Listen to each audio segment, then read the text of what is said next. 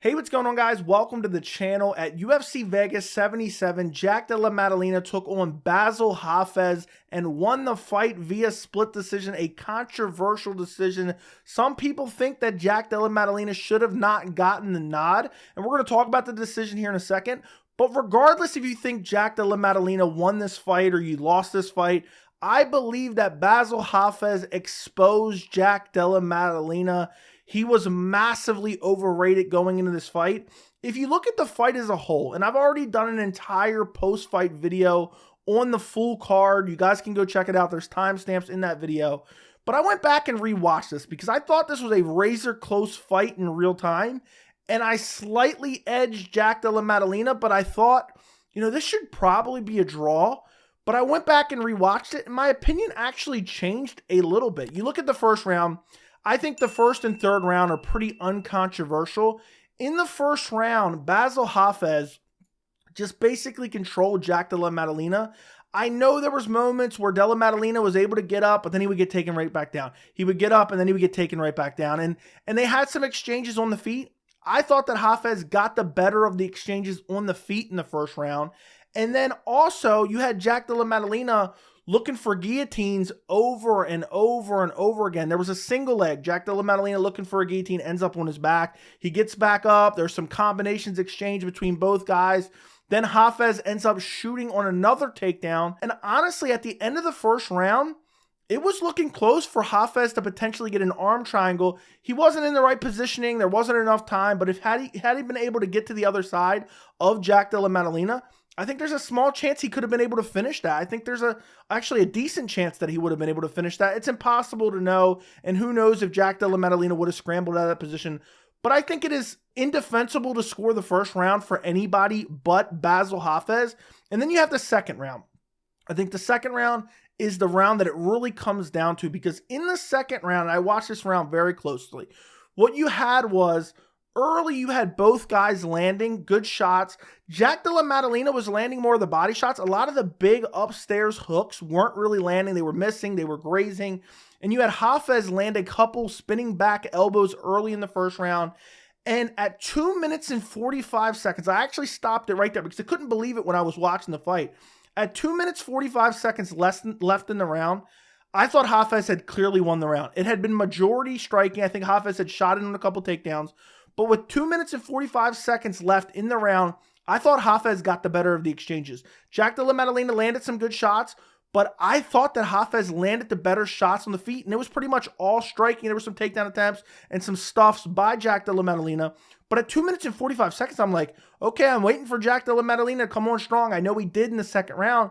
And then after that 2 minute and 45 second mark, Della Maddalena stuffed a takedown. He threw a knee, I think, to the head, and then threw a knee to the body. And then when Hafez got back up, he kind of backed up to the fence. I think the knee kind of hurt him. He backed up against the fence, and that's when Della Maddalena started letting loose. Some big shots, landing some good combinations, mainly to the body as well. And then what you had was, you had Hafez shoot in on another takedown. And what you had was JDM looking for a guillotine again. And that was at the 2 minute mark. So at 2 minutes and 45 seconds left, I had Hafez winning the exchanges, and then you have that exchange by JDM where he lands up against the fence, he's ripping to the body, he's landing big shots, doesn't drop him or anything. And then at the 2 minute mark, I think it was exactly 2 minutes and 1 second, that Hafez shot in on a takedown. JDM looks for the guillotine, and he gets taken down and held down for the rest of the round. And Hafez didn't get like a lot of ground and pound, but he got 3/4 mount. He was throwing little pitter-patter shots to the body and I think to the thigh as well. And he was looking to try to set up a submission. He kind of started to get to the early stages of Kimura. So, I know that's kind of irrelevant because looking for a submission is the equivalent of not getting a submission. But I do think because of how close it was early, I gave the slight edge to Hafez early. And then Maddalena had that exchange where he landed the flurry of shots. Okay, maybe he takes it back. Maybe he takes a slight lead. Then Hafez gets the takedown and controls him for the rest of the round for 2 minutes. So going back and rewatching round two, I don't think it's like a crazy to say that you thought JDM did more damage because of that combinations he landed on the feet. But if you really watch the early exchanges and you look at how much air JDM was hitting in the early exchanges in the round, before 2 minutes and 45 seconds, I think there's a case to be made that Hafez won this second round. Now, in the third round, again, this round is uncontroversial. JDM put an absolute beating on him. Hafez was exhausted. He was tired. And JDM was just going after him, destroying him. There was a couple times where I'm like, okay, he's going to get this fight stopped, because Hafez was kind of just standing straight up against the fence and just getting lit up with big shots from JDM. He was ripping to the body. He was landing upstairs. Eventually, Hafez, because he was spamming desperation takedowns, and he was clinching up, and JDM was just ripping to the body repeatedly. Eventually ends up on his hands and knees on the ground. Jack Della Maddalena takes his back. Should have just let him up. But JDM was tired as well. But he gets on his back. Eventually, Hafez turns into him, ends up on top for about 30 to 45 seconds. And then they get back up, and there's really nothing that really happens after that. Hafez looks for a takedown. I think Jack kind of uses a Kimura to kind of end up on top on the bottom, gets a takedown there. But it was clearly JDM's round in the third round. So what you have is the first round is clearly Hafez. Third round is clearly JDM. Second round is the debatable one. And I really do believe, going back and rewatching it, I give it to Hafez. But I will say this. It was not a robbery. And for the third round, I would give it a 10-8 for JDM. So I would have scored this fight a draw when I went back and rewatched it. And that's kind of how I felt live. I slightly favored JDM, but I thought, you know what? This should be a draw. I've been advocating for more draws in MMA. I think it would, fix a lot of bad decisions, because there's so many rounds that are just razor close. I feel like they have to find a way to adjust the scoring criteria to be able to account for more draws, however they want to do that, more 10-10 rounds, whatever they want to do. But in my opinion, this fight should have been a draw, especially after rewatching it. 10-8 third round for JDM and 10-9 rounds 1 and 2 for Bassil Hafez.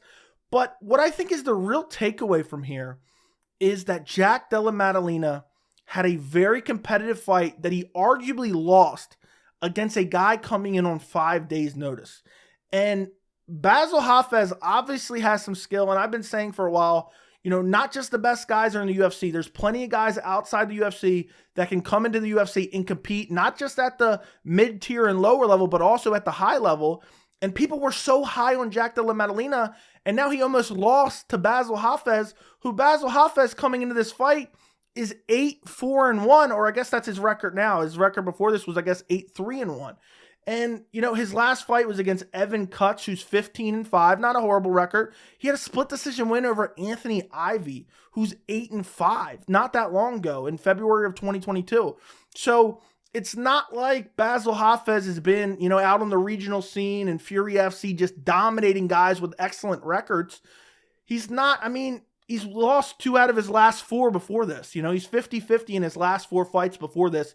He gets a call on 5 days' notice. He steps in against Jack Della Maddalena, who has unbelievable hype, who's ranked in the top 15, who a lot of people are saying, this guy's the future of the welterweight division. This guy may be a future champion, but he definitely will be a future title contender. That's what people have been saying about Jack Della Maddalena. And what I saw in this fight was a litany of holes in his game. And then I really started to think about it. He got this win, and people have been hyping him up for a while. And I've been very high on JDM as well, so I'm kind of guilty of this as well. But you look at his wins, he doesn't have the best wins overall. Don't get me wrong. He's won impressively. I don't think Randy Brown is all that great, to be honest. And he went out there and smashed him and finished him in the first round. Fair enough. Good win. But Danny Roberts, I know, again, first round KO. Ramazan Ameev, and he got taken down in this fight, but he eventually smashed him and finished him in the first round. Pete Rodriguez, again, JDM got hyped up over these wins that haven't been that great at all. People have been saying, this guy's a killer. I've seen people call him literally Mike Tyson of MMA, because all he does is kind of rush forward and throw hooks and look for big power shots. But what I saw in this fight, and people are going to say, oh, he got out-grappled, and he took this fight on short notice too, and we're going to talk about that in a second. But what I saw in this fight, there's a lot of holes in his game, and he kind of got exposed by Bassil Hafez. And Hafez, we'll have to see where he goes from here, because we really don't have a gauge on his skill set, because we only have this fight, which was on short notice for both guys. But at the same time, people are going to say, oh, short notice, short notice, short notice. Jack Della Maddalena had a fight a week ago. He was training, had a full training camp for Sean Brady, who is a grappler, let me remind you. And that fight didn't happen. He cut weight for it, so he did have the double weight cut. We'll talk about that in a second as well. But he comes in against another guy who's grappling heavy in Bassil Hafez, and he's unable to stop the takedown for a large portion of the fight. He's making questionable decisions, pulling guillotine after guillotine after guillotine. I wish I could remember exactly how many it was. I should have tallied it, but I think it was 3 or 4 times he looked for the guillotine. That's horrible fight IQ. And it's against a guy making his UFC debut against a top 15 ranked guy. That is crazy to me. And that if that isn't being exposed as a fraud, I don't know what it is. And I know a lot of people are going to think, oh, you're talking bad about JDM and this and that. That's not what I'm saying. What I'm saying is I thought JDM would be competitive at the top of the division very shortly. Obviously, he's already ranked in the top 15. But what I saw from this performance is he will not be able to be competitive. I'm looking at some of these matchups at the top of the division, and I'm like, there's no way he would be competitive with some of these guys. And we'll go through those matchups in a minute. But Jack had a full training camp for Sean Brady for a fight 1 week ago. Bassil Hafez came in on 5 days' notice to fight a guy in Jack Della Maddalena who's an absolute savage. And for me, what I see in this fight, and I know, again, both of them took a short notice fight because technically Maddalena was supposed to fight someone else. But if Hafez has a full camp, is this a different fight? Because guess what happened to Hafez in this fight? He was winning this fight for the first 7 minutes, and then he gassed out because he didn't have a full training camp. So I think it's a perfect excuse. The short notice excuse, I think it's more of an excuse for Hafez than it is for JDM, because JDM had a full camp for Sean Brady, who is also a grappler. It's not like he was fighting Wonderboy Thompson, then all of a sudden he's fighting Hafez, who's a grappler. He was fighting Sean Brady, who was going to be looking for takedowns, and ended up fighting Hafez, who's primarily looking for takedowns. And in the fight, that's not the only holes that he showed in the game, because he was getting outstruck a good portion, and I get it. It was due to the takedown threat, but he was eating big shots from Hafez as well in this fight. And I know, again, people are going to bring up the double weight cut, and I don't think that helped at all. I don't think that helped JDM at all. But he even said post-fight, the back-to-back weight cuts had no effect on me. Again, he might just be one of those guys who doesn't want to make an excuse, and I respect that. But for me, it's not about, how the weight cut could have affected it, because, it's not like Jack Della Maddalena was winning and then all of a sudden he got exhausted and lost, or he got exhausted and lost the third round. I mean, he was getting outclassed in the first round. He was getting outgrappled in the first round. He was getting outstruck in the first round, eating big shots on the feet. You're telling me a double weight cut made him lose the first few minutes of a fight against Bassil Hafez, who came in off the street on 5 days' notice? That just doesn't add up for me. And then you go back and look at the resume, and I'm like, whoa, okay, these aren't as good of wins that I thought he had, and I get it. Granted, he looked very good. You have to take that into account. Guys can beat lesser competition, look really good, and you can rate them rather high. But this performance, I mean, I get it. There's a bunch of excuses. He didn't know who the opponent was going to be, the double weight cut. But you're really pulling a guillotine 4 or 5 times in a fight, or 3 or 4 times in a fight. And honestly, I think JDM in his corner thought he lost this fight, because they were screaming. I went back and watched it, and I listened to it. His corner was screaming for him to finish the fight in the third round. They were screaming anxiously, you have to finish this, Jack. Ground and pound. And as he's getting tired in the third round for the heavy output in the third round, they're screaming because they thought he lost the fight. They thought he lost the first 2 rounds, and they thought he was going to lose the fight if he did not get the finish in the third round. And to have this type of performance against Bassil Hafez, I just think it's the definition of being exposed. And I think JDM can still be very good, but I think he has a lot of improving to do. And what I find funny is, you look back a couple weeks ago, Arman Tsarukyan took on Joaquim Silva, I think is how you pronounce his name. People are always saying, oh, you pronounce it this way, pronounce it that way. And he dominated this fight outside of the second round. He got clipped and hurt badly, but then he recovered and went on to dominate that round. And people were like, oh, Tsarukyan's overrated, and Tsarukyan got exposed because he fought an unranked guy and got clipped with 1 shot. That is not exposed to me. Getting clipped with 1 shot and losing, that's not being exposed. What happens is we need a long period of time to see it play out. If JDM got brutally KO'd in the first 30 seconds, that doesn't mean he was exposed. If he won 13 out of 15 minutes of this fight and got clipped 1 time and hurt badly, that's not him being exposed. But for me, it's all about my perception of what I think JDM is, and also the overall perception of the MMA community. Because for me, I thought JDM, he's going to be fighting in the top 10 very soon, and he probably still is going to be. I hope they rebook the Sean Brady fight, because I think that fight's even more compelling now. But for me, I thought he was this talent, and I still think he's good, and I still think he's young, and I still think he can improve. Don't get me wrong. People don't take it the wrong way.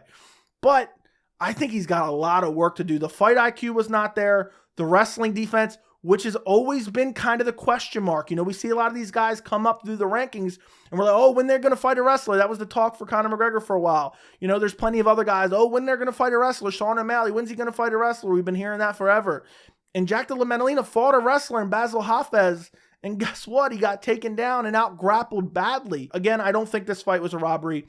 But I think it's crazy people acting as if there's no, I seen people were saying in my chat, there's no way JDM lost. Now, there were some people agreeing with me that maybe Hafez won this fight, but I just think it's crazy that we had this guy that we elevated so highly. Oh, he's going to fight with the Shavkat Rakhmonovs and Kamaru Usmans and those guys at the top of the division.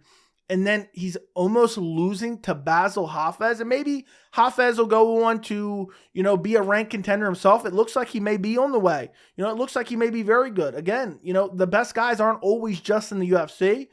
But when I look at this performance, I look at the fight IQ, you know, the questionable decisions, constantly pulling the guillotine. When I look at the striking defense, because usually JDM clips guys up and they fold. Hafez was in the pocket, had his back against the fence, throwing counter shots, landing. He even clipped JDM so badly a couple times.